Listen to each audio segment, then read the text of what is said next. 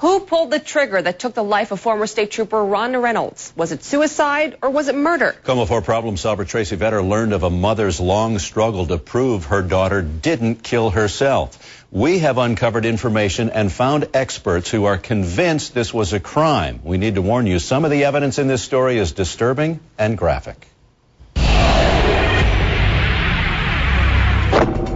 After 10 years, much of the original evidence in Ronda Reynolds' death investigation is lost or destroyed.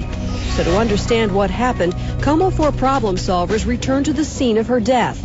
We talked to new experts and the original detective on the case. All believe authorities botched the investigation, calling it a suicide. And it was a murder in 1998, it's a murder today. They believe it's murder, set to look like suicide. That's a rearranged scene. That's a staged scene. Ronda had been a state trooper and firearms instructor. She left the patrol to work in private security. In early 1998, she married Ron Reynolds, an elementary school principal in the small Lewis County town of Toledo. In less than a year, the marriage collapsed. Her mother and close friends talked to her hours before she died and say she was discouraged, but far from suicidal. She had watched it come to a head. She was ready for it, and she was ready to move on with her life. That night, Ronda booked a flight to her mom's in Spokane. Scene photos show she'd packed her bags and left a message to her husband on the bathroom mirror. "I love you. Call me." After midnight, she asked friend and veteran police officer Dave Bell to pick her up the next morning for the airport. Any hint, any indication Nothing. that within hours she might actually try and take her own life? Nothing. Not even an inkling. Within hours, Ronda was found dead on the floor of her closet. Underneath an electric blanket, she was shot through a pillow that covered her head. Because I believe she was murdered. Ronda's mother doesn't believe it's suicide. However, in police reports, Ron Reynolds told investigators she'd been talking about committing suicide. Reynolds said he tried to talk her out of it, but eventually fell asleep around 5 in the morning. He told police he woke at 6 when his alarm went off, but that neither he nor his 3 sons ever heard the gunshot. Police reports indicated Reynolds did not appear upset. And he was just very calm, very matter of fact, was not excited at all. The problem solvers tried to talk to Ron Reynolds. He didn't return phone calls, and his attorney says he will not do an interview. Again, in police reports, Reynolds speculated he might not have heard the shot because she had the door shut. But police found the door wide open. So the problem solvers returned to the scene and did a test. Ronda was 5'6½". This is the actual closet where Ronda's body was found, and we measured it. That's approximately where Ronda's head would have been. That shoe is at 5 feet. You decide whether or not this closet door could have closed and opened without disturbing her body. One of the first officers on scene even reported he didn't think the door could be closed due to Mrs. Reynolds' body being in the way of it. Jerry Berry was Lewis County's lead detective on the case. This appeared to have the earmarks of a staged homicide. But Berry faced serious evidence problems as he wasn't called to the scene until 2 hours after Ronda's body was found, and the crime scene had already been disturbed. Even so, many inconsistencies caught his attention, among them the position of the gun. The first red flag was the gun being in her left hand. Ronda was right-handed, but the first officers on the scene reported the gun was in Ronda's left hand, inside a blanket. If Ronda was in fact right-handed, what was the gun doing in her left hand? Another oddity, no fingerprints on the weapon. There should have been at least smudges somewhere on the gun, but there was nothing. It was clean. Berry admits he and the department made mistakes, losing critical evidence. But he still thought the case could be solved. Every piece of circumstantial evidence screamed murder.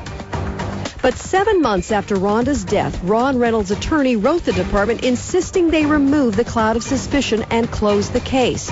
And if you do not, then we will.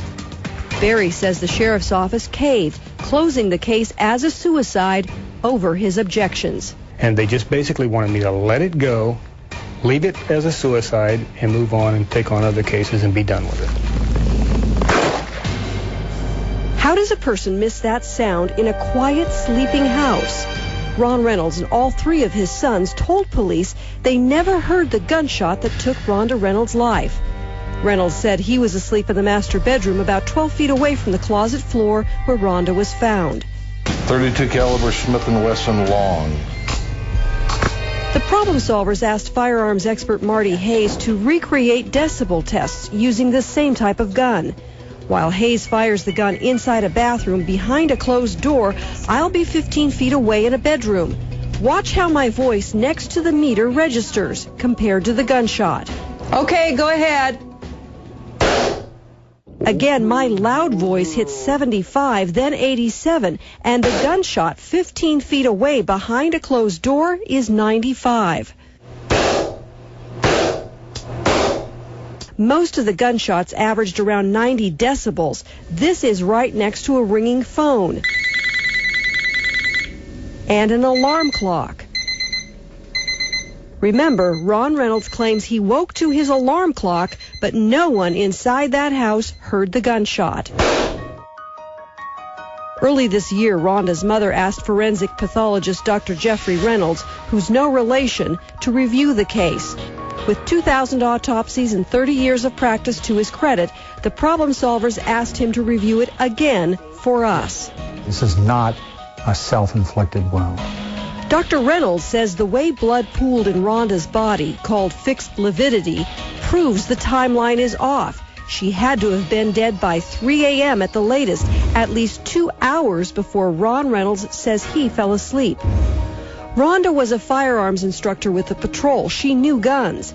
But Dr. Reynolds says the acute gunshot angle doesn't fit suicide. It's so unusual that I've never seen it in a suicide. Okay, never. Ever, ever, ever. Over 30 years. And finally, he says, after the shot, Ronda never could have gotten her hands beneath the blanket because the damage inside her skull instantly stopped all movement. Is there any doubt in your mind as to what this was? It's not a suicide. That I can say. Yeah, this is a homicide. I'd like to ask you a few questions, if I can, about the Reynolds death investigation. That I not speak to you at all. Lewis County Coroner Terry Wilson originally ruled Ronda's death a suicide in 1999. He still believes it's suicide, but won't explain why. What about there was the entry wound was in her right ear? No, we're not. And the gun was clearly found in her left hand. How do you explain that? We're not going to talk. Ronda's mother, Barb Thompson, has given up expecting anyone will ever face charges. Now she just wants Ronda's death certificate changed from suicide to homicide. She definitely deserves that. We've asked the Lewis County Sheriff to explain their reasons for closing the case as a suicide. They've refused. They did ask two outside organizations to review their investigation. The Washington State Attorney General's homicide team agreed with Lewis County, calling Ronda's death a suicide. But the former commander of the New York Police Homicide Task Force disagreed, saying this was clearly a staged crime scene and murder. So can Ronda's mother do anything else? Could this investigation reopen the case? She's hoping that it will definitely prompt some new direction in that way. But specifically, she wants a judicial review of this case, meaning that a judge and perhaps a jury would listen to all of the evidence in this case and make their own determination. Was it suicide or was it murder? Thank you very much, Tracy. If you have a story that needs investigating, call our Problem Solver tip line, 1-TV-TIPS-COMO, or send an email to problemsolvers@como4news.com.